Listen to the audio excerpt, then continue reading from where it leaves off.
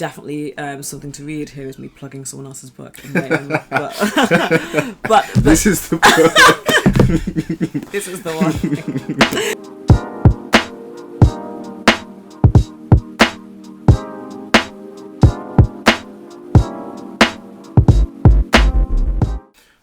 I want to talk about a few more things, particularly some character things with Abimelech. I just want to check that. Abimelech is always the character that everyone. My favourite chapter is chapter 24. It's the one where Abimelech is lying on his bed, considering his life, considering the trauma that he's been through in his past, considering his future, considering his relationships with those around him. And I think what you've done there is you've kind of really thoughtfully crafted this kind of feeling of what he could be feeling in that moment, and his desperation really kind of comes out of the page there about the state of his life, basically. And I think that's relevant to many other characters in the book who I think feel that desperation at different times, but because the lens of the story isn't focused on them, we don't kind of get to see it as much. Do you feel like you've been able to convey the same empathy for everybody? Because I think there were dynamics to all of the characters mentioned. Do you think I have, or I could have done? Well, do you think you've done so do you think you've given everybody a fair view of empathy? What counts as fair? Well, I mean, I think so. For example, I think that was slightly off top. I mean, I think the Shah is. I think there are reasons to dislike the Shah, and I think there are reasons to like the Shah. I'm just saying. Do you feel like you've been able to kind of represent from each individual's perspective, kind of a reason why the reader might be empathetic with them? So I think this is a really interesting question, and it comes to what the purpose of writing characters kind of is. And I was talking about this once with someone, because one of my, not a conscious inspiration when I wrote this, but a sort of a inspiration for what I think is extraordinarily competent writing, is Middlemarch and George Eliot's. I don't know if you read this, but definitely something to read. Here is me plugging someone else's book in my own, but this is the book. This is the one. But honestly, it is about, she does something that I've rarely seen, where usually when we want to convey character and we want people to have empathy, we will show the character maybe being cruel in one scenario, but then we'll also have a backstory as to why they are cruel and luck and big juxtaposition.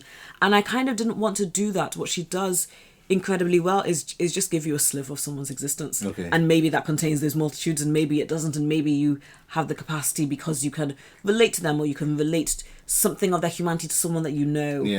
And so I didn't go into it writing like, oh, I'm going to do X. But someone was asking me this before about how I came to the characters, that they were already fairly fully formed in my mind before they get to the page, and it's a matter of how much of their self can I convey, how many circumstances will allow those aspects of themselves to show up. I think there's also a matter of degree. You know, there are certain characters who are just not main characters, so the Grand Vizier, is not going to get the same full fair shake as I don't know, even Cameron, maybe, who is ultimately. I think Cameron was my favourite character, actually. Yeah, because he's not just more of a character than the Grand Vizier. He's also in some ways Abimelech's hero, isn't he? So there is a degree to which, if this is Jim Malone Abimelech's story, but insofar as it's Jim Malone Abimelech's story, there is Cameron. There's Cameron as Abimelech's season. Cameron as Abimelech sort of shows up as what he strives to be. And so there is that. There is also the lens through which the main characters are seeing these people.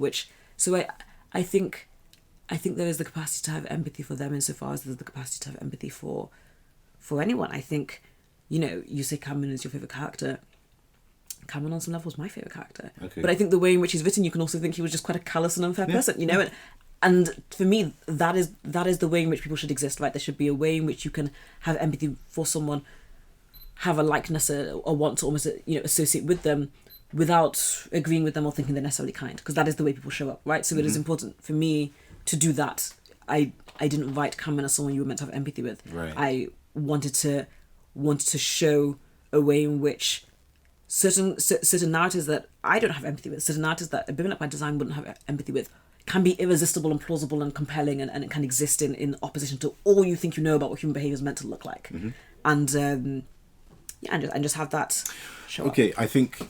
Okay, so I want to bring in my criticism now, because this is. And what's your criticism? But go for it. This is the thing. So Jamila and Abimelech start out as just regular slaves. Okay. And so some spoilers are really coming, guys. Sorry. Given when this is a real trajectory. We warned you. So they start out as slaves, and I think Abimelech. I think both of them are able to. I think both of them have character arcs. Abimelech. The issue with Abimelech for me is that he's able to rise to a station which I found really improbable. But not only does he get there, he then has the opportunity to make his higher status permanent, and then he kind of fumbles that opportunity, and then his trajectory kind of goes like that. I had an issue with that, and also with Jamila. I thought she was always opinionated, but she had more chances to kind of express herself as the book wore on, which was a good thing. But I think what she kind of does towards the end of the book is she does something which I don't feel matches what she had done prior, and I think in terms of her own ambitions, in terms of a fair society, I think also she's gone like that. Was that an intentional thing? Or? Entirely. Okay. So I think so one of the things that I was really, really drawn to, and I will say that I won't make this person, I won't describe them as I would have done, but someone close to me, shall we say, who was reading an early draft of this, really was frustrated with the Abimelech trajectory as well. They were like, no, but this doesn't make sense. But to me, and so one, it's not necessarily improbable. I would push back on that, because you'd be surprised the extent to which you could have, not just in Iran, but really across the Middle East and Asia, African slaves who could rise to places of prominence, and that was actually more common than we sort of give credit for. But certainly the fact that right at the end he's like fumbling what appears to be like a chalice in his hand, like, what are you doing? But I also so what I would say is that I wanted to push back against the idea that someone who is smart and capable and brilliant and it just kind of ends up going, as you expect. It's like, that's not necessarily how things work out. It's not always enough to be smart and thoughtful. Often that's actually not even helpful. Sometimes actually there's so much kind of scheming, there's so much kind of canniness, there's so much sort of pragmatism. These are qualities that he is capable of but wouldn't necessarily use, and to the extent that he does, it doesn't really work out for him because this isn't really how he likes to operate, right? So that there's a purity that's kind of struggling with a kind of like wannabe pragmatism within his trajectory, and there's just a huge amount of pride. There is the fact that and this is the thing that shows up when you start to have a sense of dignity for who you are. Then suddenly maybe you don't want to pander and you don't want to play, you want to be recognized. And why isn't, spoiler, Cameron kind of recognizing like all that he has, that the Shah can tell immediately, like everyone can tell immediately, everyone. It's like, you, the hero, how do you not see this in me? And I think this is also quite a practice in human nature anyway, and I wasn't thinking this overtly consciously when I was writing it, but that you want to be seen by the person you admire so much to the point that you could possibly burn the whole world down just to get that one. I had a peer once who told me about this man who went to jail. He had, I think, maybe 500 million or something in his account. He was desperately trying to get the approval of these billionaires that he knew, and so he ended up committing some sort of fraud. And it was just kind of like, wait, but what? But your perspective is so skewed that this is never enough because of all of that. And that was kind of the case with him. I'd say with Jamila, with Jamila, I think two things. I think one, by the end, she doesn't make those choices out of steely-eyed ambition. She's almost kind of pushed into a corner. There's Shadow doesn't know what to know. Ghoul doesn't know what to know. Abimelech's in such a place, he's giving her bad advice, and she's just kind of like, Abimelech, what am I going to do? Terrible advice. I can't believe. But again, but I think again, you can see the way that happens when someone's in a certain way, right?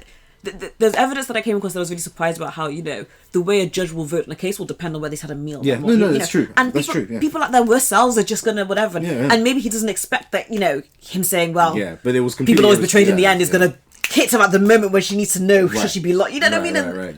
But it's entirely, you could look. I almost want to, and I'm not going to say butterfly effect, but you can almost look at patterns of behaviour and find some off-colour comment someone made transformed a whole ecosystem, And I find that... Yeah. And I find that kind of disconcerting when it comes to politics, actually. Yeah. Like, I find it really unsettling to think that, for example, like the Britain's EU policy was decided, for example, by the fact that Michael Gove presented Boris Johnson as being Prime Minister at a certain point, and then Theresa May came in and her ideas were what she pushed forward and so on and so forth. I find that really like disconcerting, like that things can work that way. Things are so inside, you know, I mean, this is a comparatively ridiculous example, but I remember reading just recently something about the youngest of the Kardashians, whatever, who has this lip care brand, whatever. And she Is was that Kendall or Kylie? Yes, Kylie Jenner. Yes, yeah, right. Exactly. And she said, you know, some guy once kissed her and said her lips were a bit small. And so then suddenly she injected them and suddenly she's a bit, and just like that, from someone just going like, oh, I don't whatever, like. Yeah. I mean, goodness, how many people have I kissed whose lips were small? I didn't tell them, they didn't run out and go and build it, you know. But any old arbitrary comment can just completely transform a, you know. And so I wanted that to be, you know, there was this thing that she was going to do that would be unthinkable by her standards, by so many people's standards within the book.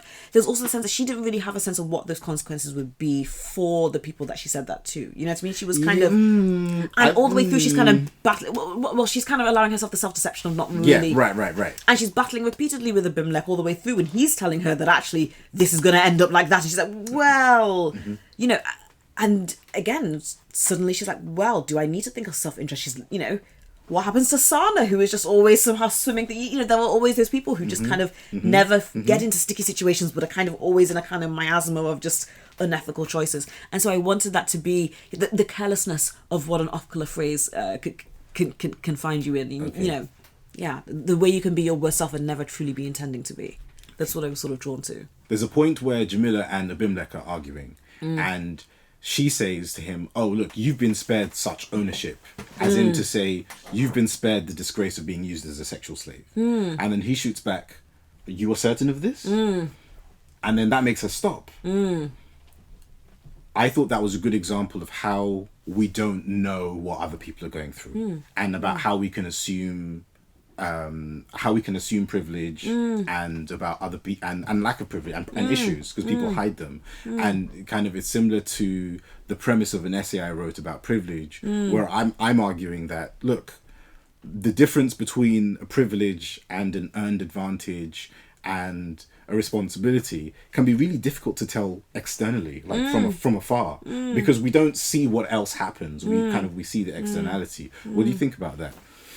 So I think there are definitely nuanced ways in which these things manifest. I mean, I have very strong and sort of complex views about the way we look at narratives around privilege anyway. I think there are very, very few people who actually experience the privilege that we kind of describe through through these sort of broad brushes of things like race and gender and sexual identity. But they do have a disproportionate influence on how society is run. You know, the surreal thing I found even just going to Oxford was coming out of them discovering just how much of the public sector is just like packed with people who went there, and you're like, wait, there's how many other different universities? Where are these people? What are the jobs they're doing? Like, how does that happen? Because it's not even that these people are just running the high profile visible thing. They're just kind of everywhere, you know. In your media industry, they'll be on every single tier of the, and you're like, okay, where did everyone else go? Did they just not get jobs? What happened? How? And so it's that overrepresentation, I think. But I also think that you are correct that like the significance of privilege is the narratives that are told in society and the way the world is reshaped to tell us that it's superficially adhering to the needs of a very small sect of people. Right. But what I find really interesting about the way power works is that it has that I think the true and most compelling versions of power have the capacity to make people believe that they want what is not good for them. Okay. So all of the people who fit into these broader categories of quote unquote privilege, race, gender, but aren't really experiencing it because they're poor, their lives are hard, all the rest of it, will still want to almost perform as though they are. Yeah. Will almost want to validate those kinds of narratives anyway, even if they're not quite getting anything from it. Yeah. And so I think so much of what privilege is actually propaganda, really. That's kind of selling that those things are virtuous. Okay. And then you have a pushback of, no, they're not. And people kind of performing things that disproportionately harm people who don't have them whilst not even having them themselves. Okay, so do you think Abimelech's... Abimelech. Nobody gets that name. I really thought it was quite straightforward. Abimelech's kind of very orderly nature kind of hid his own trials that he was going through in the book. Well, absolutely. I mean, that is part of his. That's part of his practice. I mean, if you think of the extent of the ones that he's actually had, you know, to me, like it was part of his nature to show up and perform a particular kind of, you know, sort of version of self. And there's not really any space for him to express any sort of pain anyway. There's not, you know. And so, I mean, if you think of the way Nosrat is understood as someone who is quite fractious and emotional and so forth, but there's almost a kind of sense that he's almost practically a child, right? You know, the men do not show up like that. So I think basically my feeling is that, I mean, blackness is primarily is fundamentally a political term that is rebranded repeatedly as an essentialist construct. Right. And I think that does great. I mean, it is ultimately. I think that does great harm to our understanding of just ourselves, and not just as, you know, as black people. I mean, as people, you know, more broadly. I think these frameworks of white, black, or like are shifting forms of categorization that are used to valorize like oppression. So whenever I hear people going, well, we should, you know, allow for yellow, I'm like, no, this is a framework that will erase your geography, history, ancestry, and justify whether or not people oppress you. Like, these are not good categories. I think that we get to the point of, you know, an anti-racist space when those are left behind and they are terms of historical significance, right? Like, you know, the word Negro, no one's calling each other that anymore. We recognize where it's at in history, but it doesn't, you know, and that has a really interesting etymology, right? I mean, it's association with like death and sort of darkness and whatever. Like, exactly. We don't use that term anymore to describe people, right? Like, it doesn't. And when you think of blackness, it is literally historically like inaccurate and false. Like, it just doesn't tell anyone anything biologically about someone. It doesn't talk very much about it. It's so without utility, except to point out just like frameworks of inequity. Okay. Yeah. Two very quick questions. One, Iran. So the book is set in Iran. Contemporary kind of Iranian politics. Do you have any comment about the Iran nuclear deal, Iran's power on the global stage? Ex-President Mahmoud Ahmadinejad kind of is tweeting. He's using the word Negro in his tweets. I don't know whether you've seen. He's tweeting Tupac lyrics. He's not afraid to use the N-word. He's just kind of tweeting. Do you have any like comment about, because there is a lot in here about Iran's position in relation to Britain and and with Russia. Do you have any comment about that? I mean, about which? The relationship to Britain or well, Iran as a global power. So I mean, just quickly, what do I think of this? So I thought the Iran deal that Obama was trying to set up was really important and really a positive step. Okay. I think that there is a distinction that we don't make, we don't afford to primarily non-Western countries. Okay. Which is the difference between your government and government structure, which can be corrupt, and the people themselves. Right. So I think you know there will be America under Trump that was not viewed with a lens that, you know, everyone there is as awful as we think Trump is, right? And therefore, you know, the politics of the sanctions or whatever that we would love to impose on Trump must also be what we subject the people to. Okay. And I think, you know, I remember a few years ago reading about Iranian people just talking about just the deficit of access to various sorts of I think it's actually like medical and health supplies and things. And I just thought, this is what we don't take into account when we think of sanctions and all the rest of it. Like, who are the people you're penalising? Are they actually, you know, do they deserve to inherit the mantle of some sort of geopolitical like fight that is going on? So yeah. Okay, thank you for that. Last question is, you're a writer. I am. What was it like? Can you just kind of give us an idea of your journey? What was it like to publish a book? Like a woman, a Nigerian woman in the UK, what it was like to publish a book, and what your next steps might be in terms of whether we're going to have a sequel, whether we might see what happens to Abimelech and Jamila and Nosrat and everybody else, or whether you think you might do some writing in another direction.